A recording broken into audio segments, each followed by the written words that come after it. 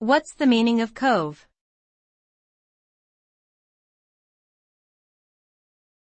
Cove.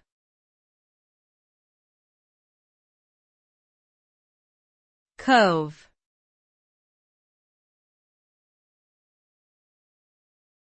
Cove.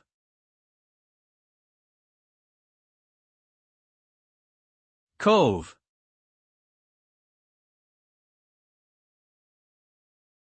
The word cove has multiple meanings depending on the context.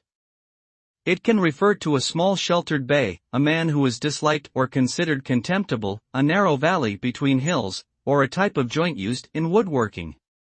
In general, it describes an enclosed or sheltered space that is typically smaller than its surroundings. Whether it's a physical location or a person, the word cove implies a sense of seclusion, protection, and sometimes even untrustworthiness. Overall, cove is a versatile term that can convey different meanings depending on the situation.